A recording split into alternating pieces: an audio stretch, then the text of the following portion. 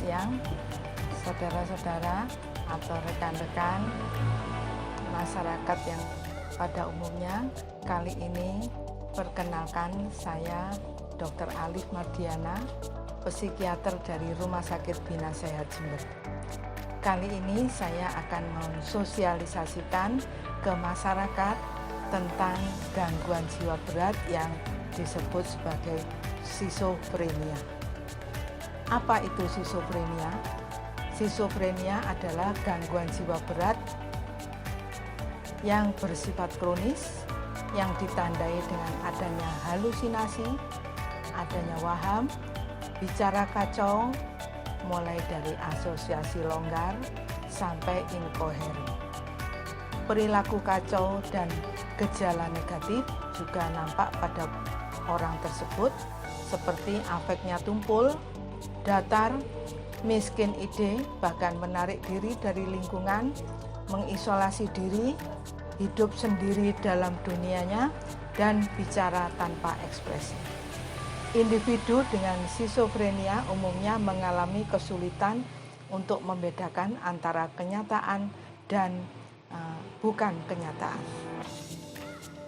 Penyebab skizofrenia itu pasien-pasien yang biasanya penyebab skizofrenia ini bersifat multifaktorial, yang mencakup bisa karena keturunan atau faktor genetik, komplikasi saat kehamilan dan persalinan, kadar kimia pada otak, juga faktor stresor psikososial, juga pola asuh yang salah.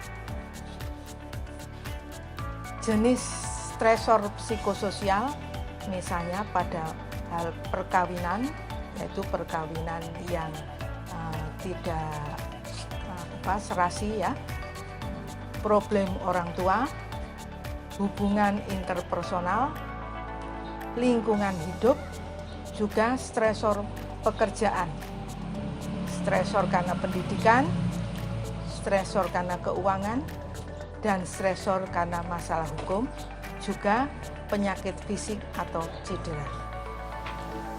Macam-macam skizofrenia meliputi skizofrenia paranoid, skizofrenia hepiplenik, skizofrenia katatonik, skizofrenia tak terinci, skizofrenia residual, dan skizofrenia simplex. Pada stadium lanjut, skizofrenia dapat ditemukan gejala disfungsi kognitif, jadi gangguan daya ingat, yang meliputi kesulitan untuk memulai berbicara. Jadi mau ngomong aja sulit ya. Kemudian blocking, tidak bisa ngomong sama sekali ya. Kemudian kesulitan untuk mempelajari hal baru. Jadi berpikir sedikit dia akan kesulitan. Kemudian gagal memfilter pembicaraan. Jadi dia gagal menyaring pembicaraan yang masuk.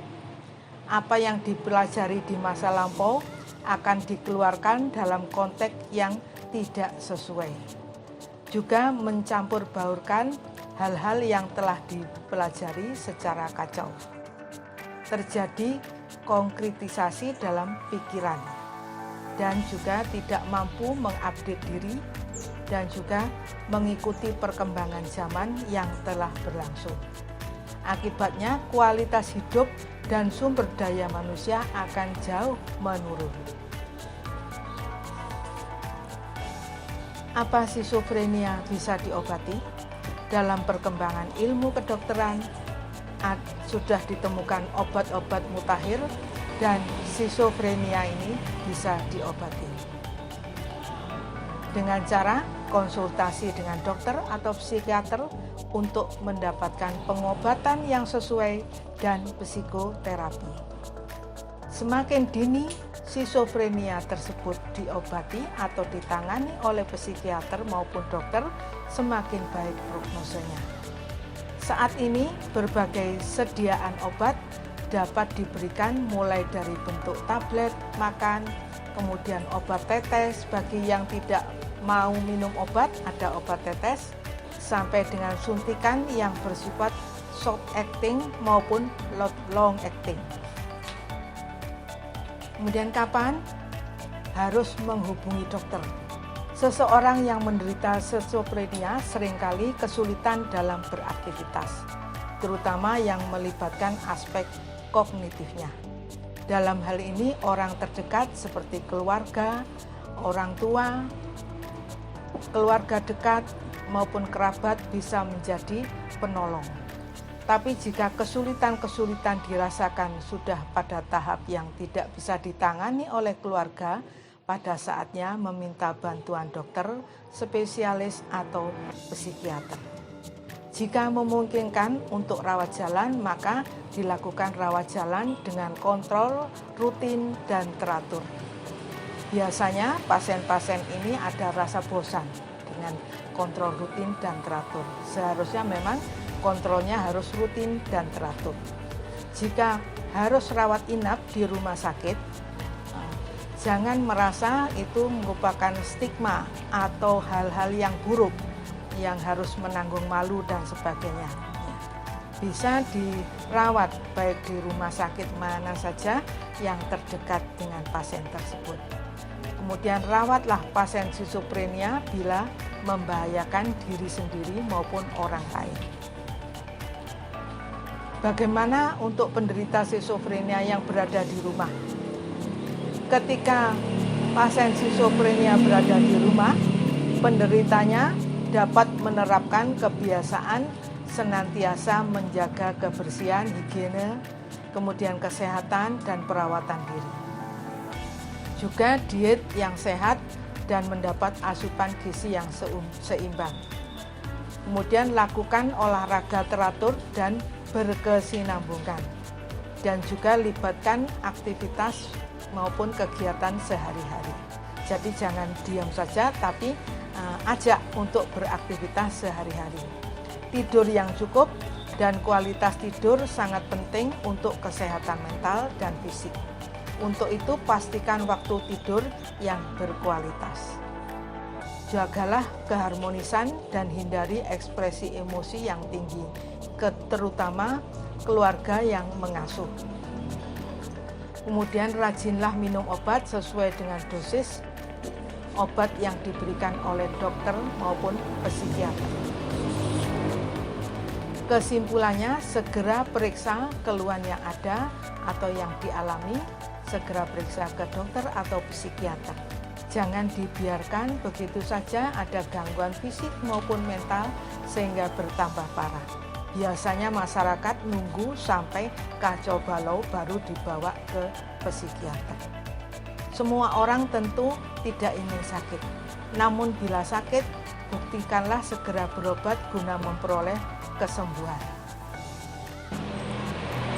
Apakah aman berobat ke dokter di rumah sakit selama masa pandemi seperti saat ini? Masyarakat diharapkan tenang.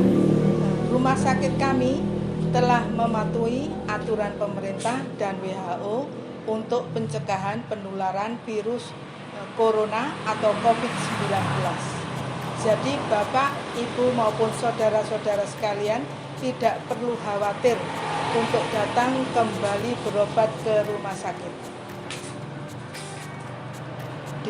Di rumah sakit, di luar sebelum masuk ke rumah sakit ada tempat cuci tangan yang sebelum Anda masuk, jadi sudah dilakukan protokol kesehatan cuci tangan. Kemudian diperiksa temperaturnya oleh tenaga khusus yang memeriksa setiap kunjungan dari orang yang datang ke rumah sakit. Di rumah sakit, di tempat praktek juga kita menggunakan alat pelindung diri lengkap, juga perawatnya demikian, dan diharapkan kunjungan maupun pengunjung juga harus pakai masker dan melakukan protokol kesehatan. Protokol kesehatan di rumah sakit di samping cuci tangan, diperiksa temperaturnya, juga jaga jarak. Jadi tempat duduk di rumah sakit juga diatur sedemikian rupa sehingga sesuai dengan protokol kesehatan. Juga secara rutin di rumah sakit itu dilakukan penyemprotan untuk anti desinfektan yang desinfektan ini ya. Juga alat-alat yang ada di dalam rumah sakit disemprot semua dengan desinfektan. Demikian juga untuk pemeriksaan, memastikan semua pengunjung sudah menggunakan masker. Segera periksa mengenai keluhan yang Anda alami ke dokter Anda, dan jangan biarkan begitu saja penyakit tersebut bertambah parah. Demikian sosialisasi dari kami. Semoga kita semua dalam kondisi sehat walafiat agar dapat produksi dan berguna bagi masyarakat maupun orang banyak. Salam sehat fisik dan mental. Tuhan memberkati.